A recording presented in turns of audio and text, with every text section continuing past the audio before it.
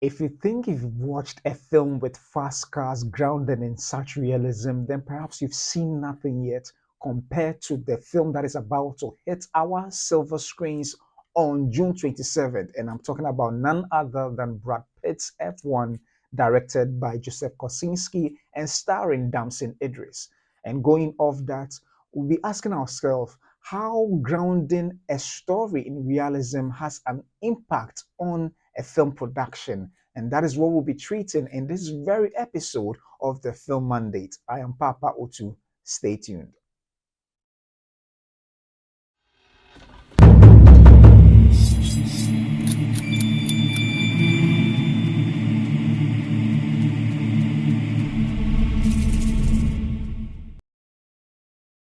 Welcome to another episode of the Film Mandate, and this time around, episode 29 of the Film Mandate. Welcome once again, and thank you, all my audience and viewers, for watching this very episode of the Film Mandate with me. So, just in doing preparations for this very episode, I chanced upon a story and I felt that it is very necessary to take a look at, considering particularly those behind the production of this story. And this story is being made by the very team behind Top Gun Maverick. I'm talking about the story F1. F1. And in an article published on the Associated Press on their website, it reads that the F1 team on adapting some of the spirit of Top Gun to Formula One film with Brad Pitt. So we'll be reading it briefly and then we would delve into how unique perhaps this project is compared to other films, or maybe how unique this project is, same or similar to the Top Gun Maverick. So we'll be reading this article, which was written by Lindsay Hare and updated just May 1st, just yesterday. So I read: Top Gun Maverick filmmaker Joseph Kosinski came to Formula One like many Americans drive to survive. In that particular Netflix series, he saw the potential for a cinematic event full of immersive thrills, the high stakes of the competitive racing world, and the idea that your teammate could be your greatest rival. I don't think there is any other sport that's quite like that, Kosinski said. It's ripe for drama. The movies have looked the movies have loved car racing since their earliest days, and the popularity of F1 has exploded in recent years. Given it the Top Gun treatment made sense, but it would take nearly 4 years for that dream to become F1, which is speeding into movie theaters on June 27th. It was a complex operation that would involve unprecedented coordination with the league, groundbreaking innovation in camera technology, and letting one of the biggest movie stars in the world, Brad Pitt, drive a real race car at 180 miles an hour on film many, many times. Getting F1 on board. Hollywood, it turned out, was a little easier to convince to make the film than the league. By the time Kosinski and producer Jerry Bruckheimer approached them, Pitts had already agreed to star, and they decided to go with Apple to help make the movie at the level they needed, with the guarantee of a robust theatrical release, which Warner Brothers is handling. Then came the Formula One meeting. When you come in, the first thing they think is you are going to make them look bad, Brockheimer said. I went through this with when I went to the Navy the first time on Top Gun. There were many concerns about anything going there were many concerns about anything going wrong, accidents, and the question of the villain. But the filmmakers explained this story wasn't about a villain.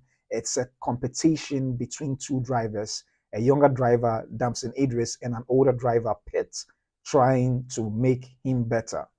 Bruckheimer said it took almost a year to get the league on board, and then they had to go around to the individual teams to explain it to them as well.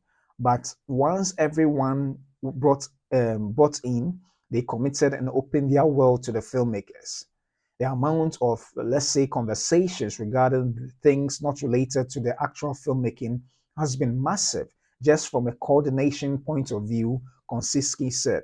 But there's no way we could have made this film without partnership with Formula One. Among the things they got to do, build a garage at the Grand Prix for their fictional team, drive on the track during Grand Prix weekends in front of hundreds of thousands of spectators, put their Formula One cars on the track with the film's cars and drivers, have Pitt and Idris stand at the end of the national anthem in both Silverstone and Abu Dhabi and sit in on drivers' meetings and technical briefings. It was full on integration of these two worlds coming together. Konsinski said.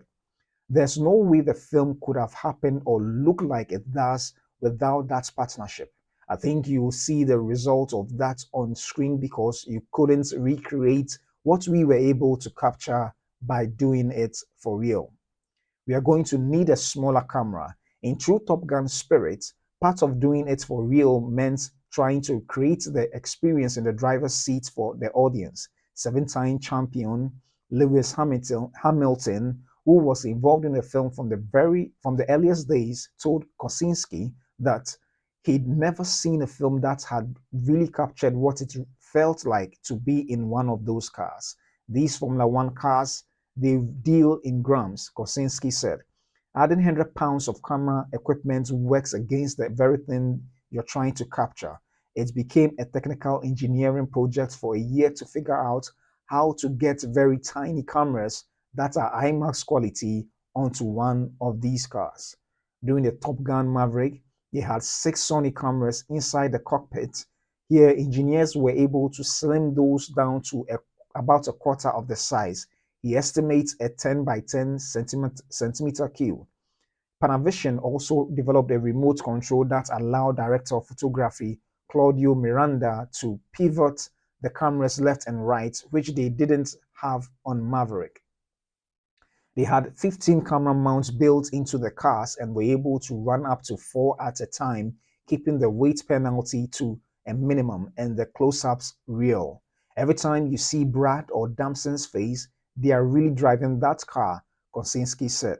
It's not being driven for them. And once it was go time on the tracks, it was a race against the clock. It was a technical feat and an organizational feat, Rockheimer said. You get limited access and we'd get in there between some of their qualifying laps and have 8 minutes to get on the track and off the track. It's precision. You can't be at 9 minutes. When Hamilton first saw some of their racing footage cut together, Konsinski got a confidence boost. He smiled and said, "It looks fast," Konsinski said. I was like, "Oh, thank God. If Lewis says that, we are in a good place." Yeah, the Brad Pitt factor. This movie needed an icon. Sorry. So this movie needed an icon kind of at the center of it, Kosinski said. It's a big, complicated, expensive film, and I needed one of our, top movie stars. Kosinski knew Pitt like cars. About a decade ago, he, Tom Cruise, and Pitt actually developed a car movie that never came to be. Plus, he said, I just felt like it was a role that I always wanted to see him play.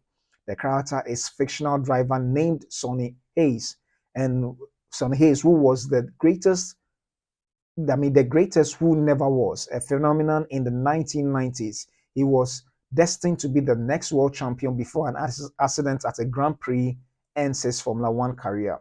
Now he drives in every type of racing league you could imagine, but not Formula One, Kosinski said, from Le Mans to swamp tracks. He likes to challenge himself to a new racing league and master it, but then he walks away. The audience meets him driving the midnight shift at the Daytona 24-hour race, where he meets his old teammate and now Formula One team owner Javier Bardem, who asks him to come to help them win the race to win one race to save them from being sold. It's a story about a last place team, a group of underdogs, and Sonny Hayes in his later years, having one more chance to do something he was never able to, which is in a race in F1, Kosinski said. After the pitch, they went to the racetrack with Hamilton, and Pitt was hooked. Pitt trained for 3 months before cameras started rolling to get used to the physical demands of the precision vehicles. He and his co-star really drove the cars at speed up to 118 miles per hour, and sometimes in front of a couple of 100,000 people. The happiest day was when they said, "Okay, it's a wrap on driving." And he, Brad, climbed out of the car. Brackheimer said, "That was the best day for me because it is dangerous. It really is." The perfect summer blockbuster. The film everyone has acknowledged was enormously expensive. They had the advantage of advertising on the cars, which helped offset some of the costs, but the operation was akin to building a real F1 team, Brockheimer said. They built 6 cars, which they transported all around the world along with production. It's like an army exercise moving vast groups of people and machinery around the world, Brockheimer said. But it was much less than the $300 million figure going around, both Kosinski and Brockheimer said. It's expensive, don't get me wrong. It's an expensive movie, but it was substantially lower than that number. Brockheimer said, Hollywood is a very competitive place, and our friends sometimes inflate our budgets to make them look better. Yeah, so that is the story published in the Associated Press with regards to the Brad Pitt's F1. Yeah, the Brad Pitt's F1. So it's quite an interesting story, to read, and F1 is exciting. And the reason why I chose to do this story in particular is the fact that the Joseph Kosinski, the filmmaker, is bringing a similar treatment or approach from Top Gun Maverick to F1. And the question perhaps on most people's mind may be that would it be received same, or similar to how Top Gun was received, garnering and moving it to garner more than $1 billion. By measure of success, yes, it's great if a movie makes back its money and profit. And that is what hopefully I'm sure this movie is going to make. But then what matters is whether critically it will be accepted. And for all those that watched Top Gun Maverick, nobody could deny the fact that it felt like we were in the cockpits with them. It felt that these planes are real because, in actuality, they flew the planes for real. I mean, not the actors in the planes, but they were in the planes when it was being flown. So their reactions were natural. If you watch the behind the scenes of Top Gun Maverick in particular, they had to go through several training regimen just to accustom themselves or have their bodies, be able to adapt to the pressure of being in a jet fighter. And Tom Cruise is no stranger to flying and doing some of his own stunts or most of his own stunts. So when the scenario of the Top Gun Maverick happened, he had to take them through all the actors through the necessary training to prepare them mentally together with the Navy for the film. And in this case, is no different. Damson Idris and Brad Pitt had to go through a regimen to train and prepare to drive the cars themselves. And the idea, I believe, by Joseph Kosinski is to be able to capture the race as real as possible without any sit in or stand in for the actors. So if you see the actors behind the wheels and they are shaking, they are not just acting it out. It is happening for real because they were driving around the race, cars. And it's exciting. The approach to this movie, some may say, or perhaps the approach is more of a documentary style. However, it's not shot as such.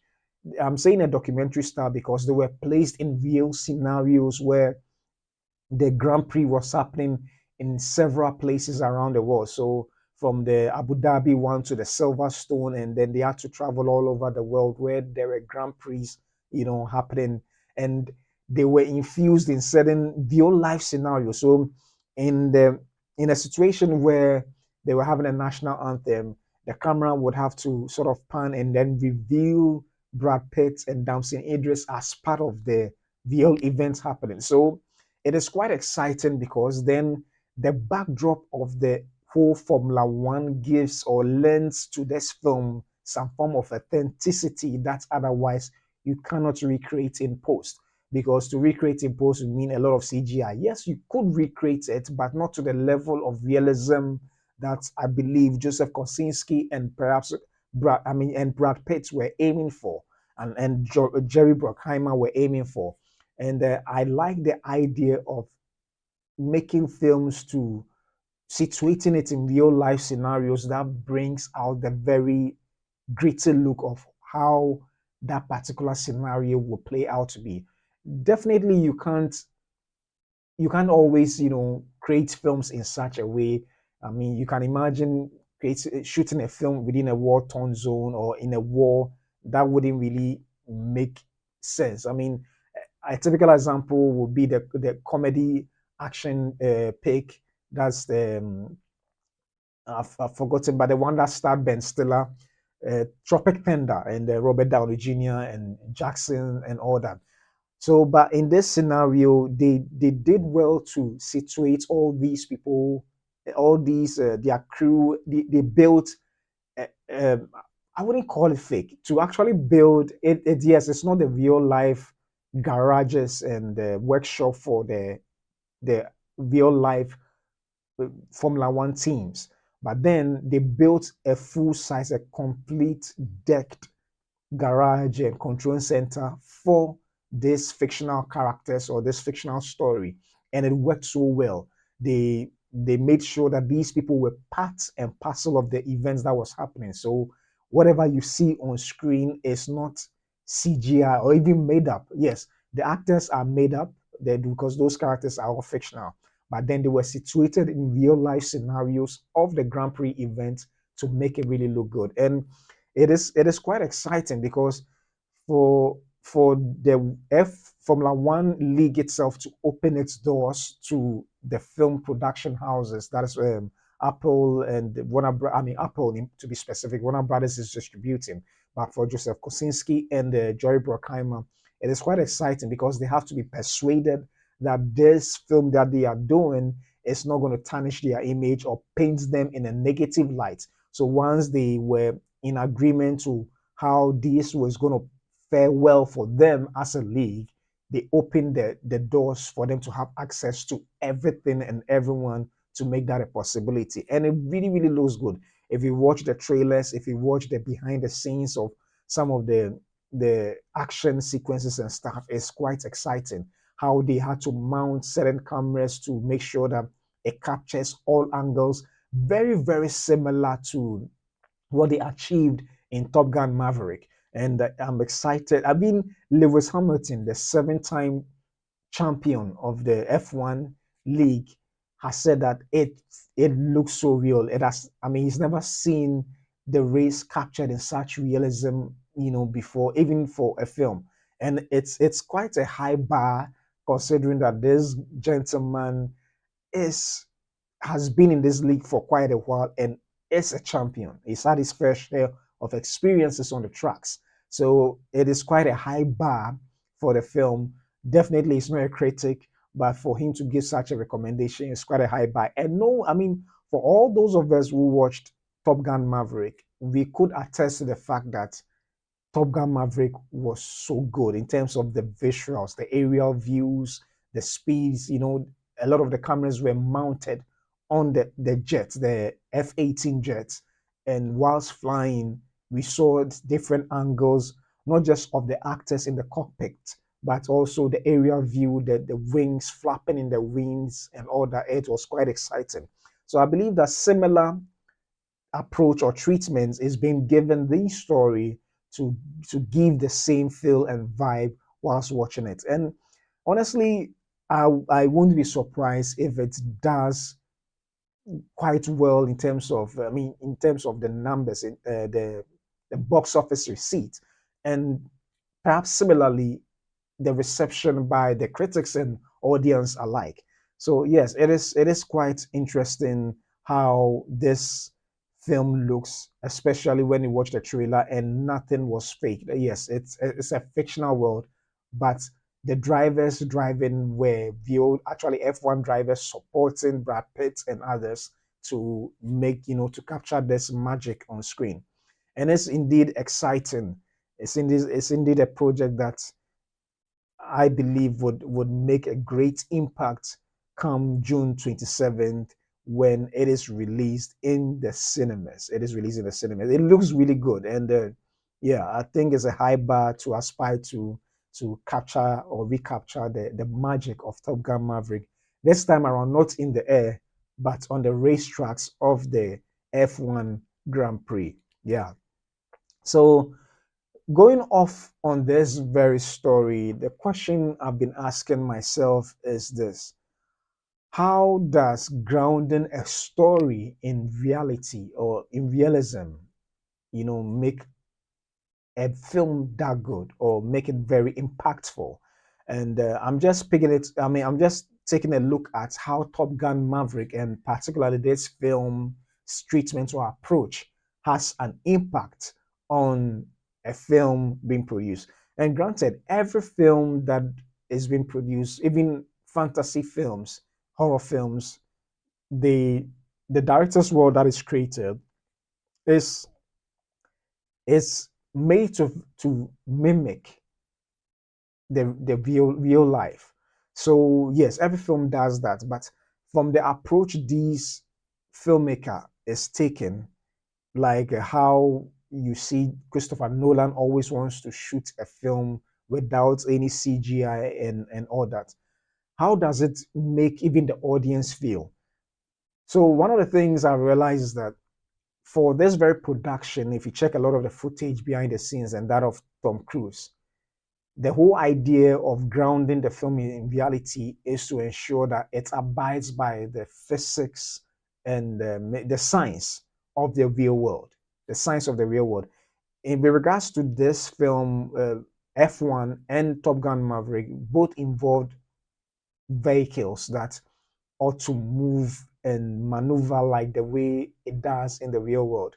So for the actor who perhaps may not have never even driven a car or have never even flown a jet fighter, they needed to go through the necessary rigorous training to prepare themselves, not just physically, but mentally also, to be in that posture to put on that persona of a character. And you realize that for all the, I mean, I can't speak for F1 because it's yet to be released, but for Top Gun Maverick and other films that have taken such approaches, they are able to give off such a performance that is grounded in reality.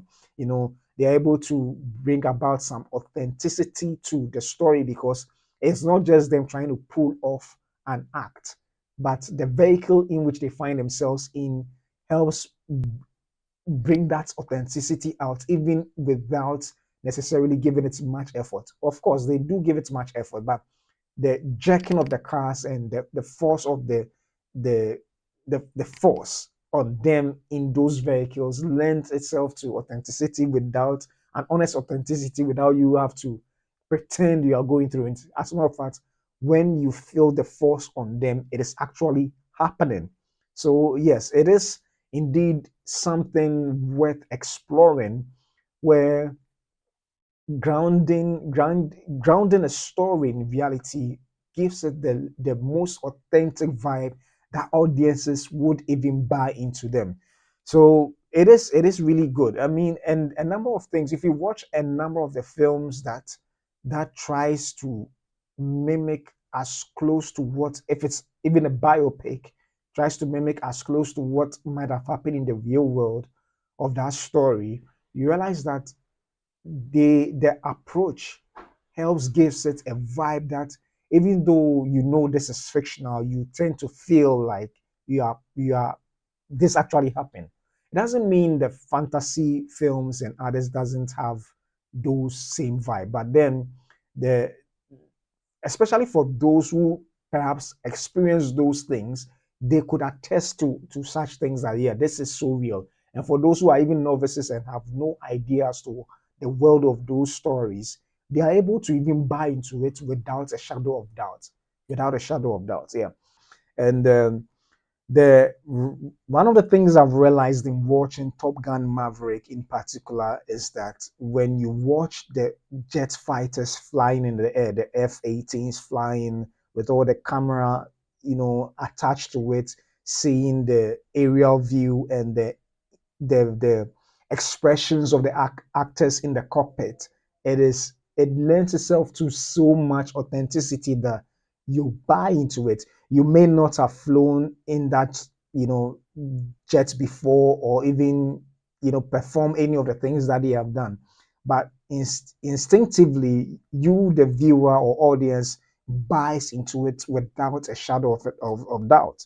And it is quite an interesting approach that Joseph Kosinski has taken to with regards to F1, F1, the movie F1 as well.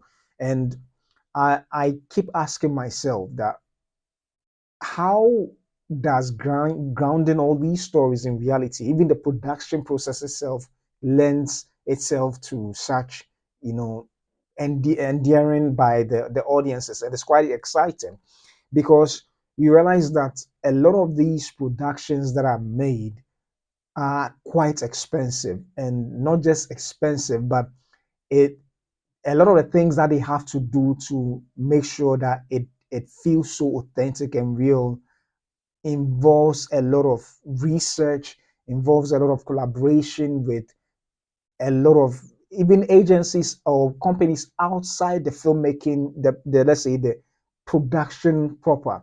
So on the film for Top Gun Maverick and even F1, a lot of these cameras had to be scaled down in order for it to work or to be fitted in on the cars or vehicles to achieve the aerial views and the reactions of the actors in the vehicle. And even Lewis Hamilton was saying that a number of, I mean, he's never seen the league or F1 league captured in the way that this film has been captured. That was when the Joseph Kosinski has showed him a number of the cuts that they've taken so far. So you realize that to achieve authenticity itself comes with a lot of cost, but more so, I mean, for a big budget or for a project of this nature, yes, it comes with a lot of cost. But then, regardless, it means that regardless of the scale or scope of the production, you can still achieve some form of authenticity. And it is quite an interesting way to approach filmmaking, especially in this day and age where a number of most films are shot on green screens. A number of directors have taken the approach of blending both. Others to have chosen to go entirely on location. But shooting on location might not necessarily or would not necessarily mean that it will feel authentic, depending on a genre. One, I mean, it will feel authentic, but it may not necessarily feel real, depending on the kind of story or genre the director may be approaching. But it is quite exciting because then it means that whatever stories one has to produce or make into a movie, a lot of the research done would go a long way to support the entire plot lines and characters within. So with F1 and Top Gun Maverick, for those who have already watched it, you could believe every nuances and authenticity that the characters were given off in the cockpit. For those who watched it in the cockpit, and a lot of the jet fighter pilots, yes, attested to the fact that this indeed feels real because it was actually real. The actors may not have flown the planes themselves, but because they were situated in the cockpit whilst the plane was being flown, it really worked well. And I think most often than not, what gives a story authenticity for for such production is as a result of trying to ground the story in the science of the world, in the physics of the world, especially when it involves vehicles like the F1 cars or the F-18 jet fighters. But on the other hand, even if it has nothing to do with such fast-paced motions like we can see in Top Gun Maverick and what is coming, the F1 movie that is coming out.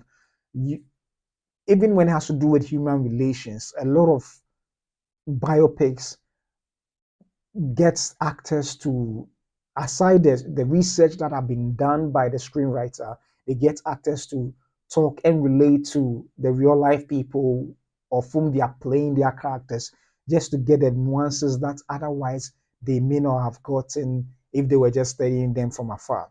So and doing a good movie grounded in reality actually does make an impact. We can see that from the box office of Top Gun Maverick, maybe because of the nostalgia of the first one, but also it was believable. I believe that if the what was shown on screen wasn't so real or didn't make a great impact on the audiences, the word of mouth wouldn't have carried, the film, you know, on such a long milestone to achieve a billion and more, and even most importantly, the critical acclaim as well. So yeah, I mean, there are so many things you have to look at. I think with the F1 in particular, using that as a backdrop, the F1, just as I've already discussed, it placed them in the real life scenarios of the Grand Prix events that was happening. I mean, all over. And it felt authentic. The costuming to the mindset of the actors had to feel like they are actually F1 races. And it indeed helps a lot when an actor can think like the character or be understand all the things that goes up to build that persona.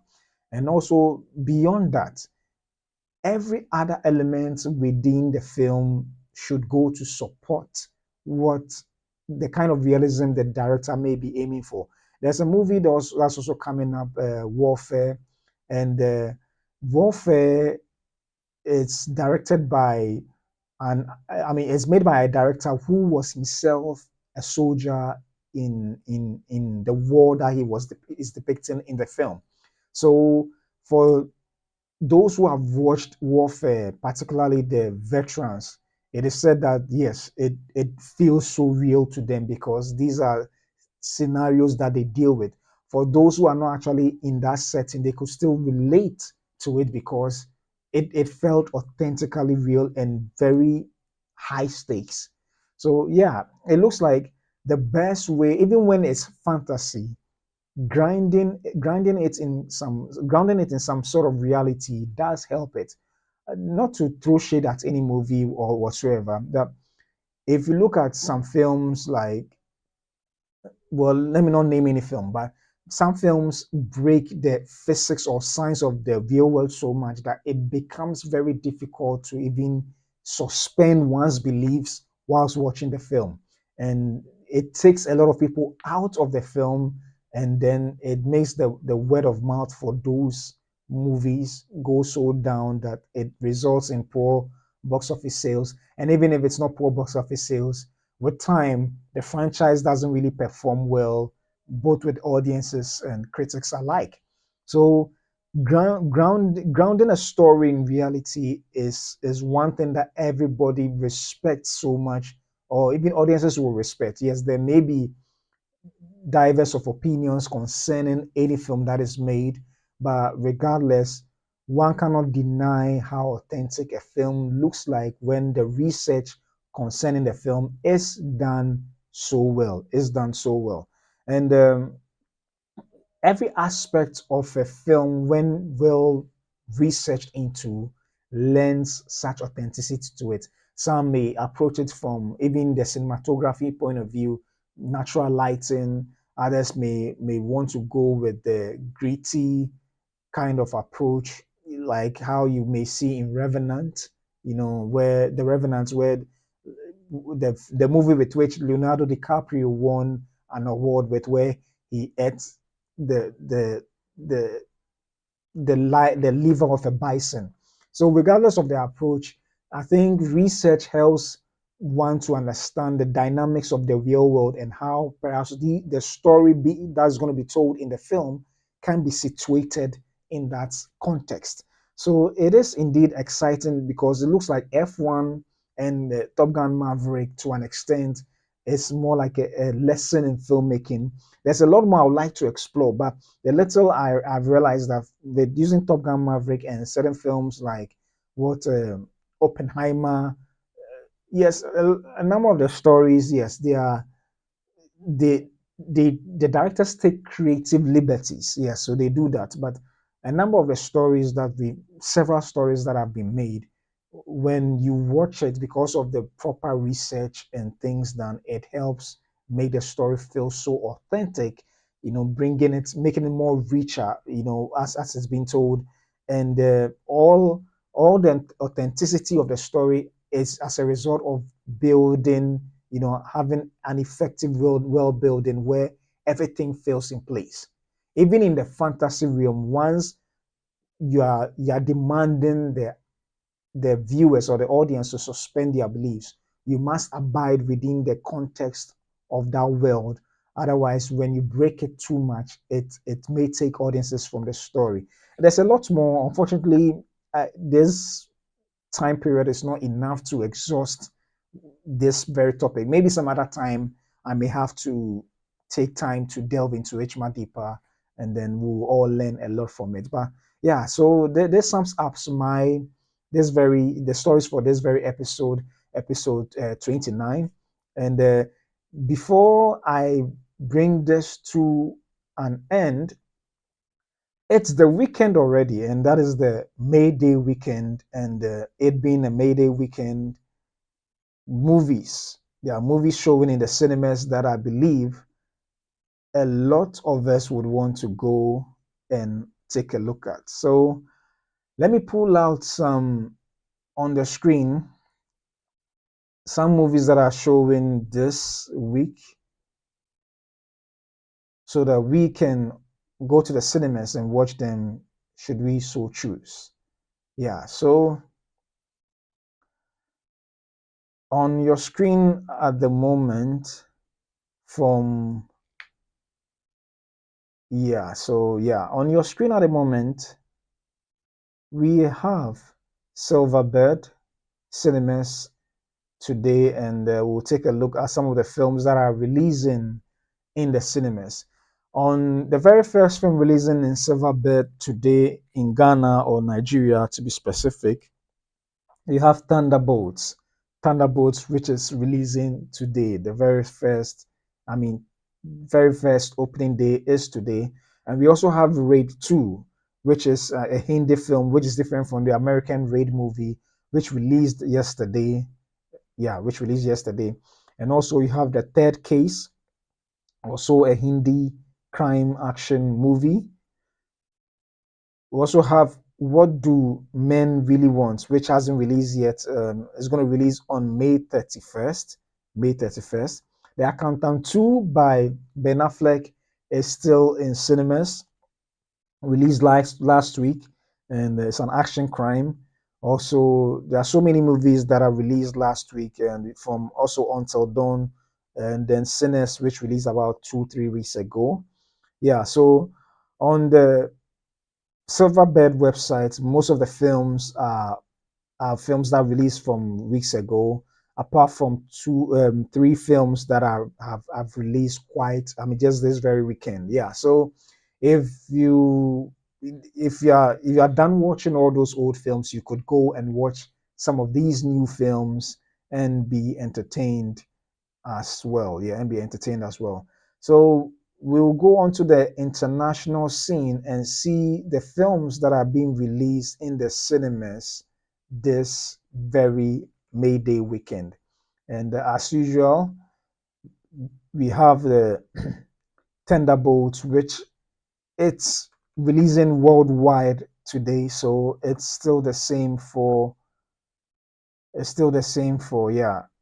the the Marvel movie action film. Yeah. And it looks like the audience really like the film so much that the the score by the audience is at 96%, with a critic rating at 88%. Yeah, and jump before that, 40 Days is also releasing tomorrow. That is May 3rd. 46. Is it 40 days? Yeah, 40 Days is releasing. Yeah, so this is the Rotten Tomato website. And right after the Thunderbolts, you also have the Surfer, which is releasing today. The Rust, for those who know Rust, starring Alec Baldwin, is also releasing today. Is also releasing today. You have Rosario, which seems to be a thriller, is releasing as well today. Tooth Fairy Tale, and then we have Bonjour Tristesse. I'm not sure whether I pronounced it right. Also Salvable, yeah, Salvable, and then Fear Below, Untold. These are all films releasing today. There are several other films also releasing that you can check it out. I'll leave a link of the websites in the description below so that you can check them out and choose which films you would want to go and see in the cinemas this weekend. Yeah, this weekend. So, well, that is it. That is it for today. Thank you for joining me for this very episode, and I'm excited. I'll be seeing you tomorrow once again with another episode of the Film Mandate. I'm Papa Otu. See you soon.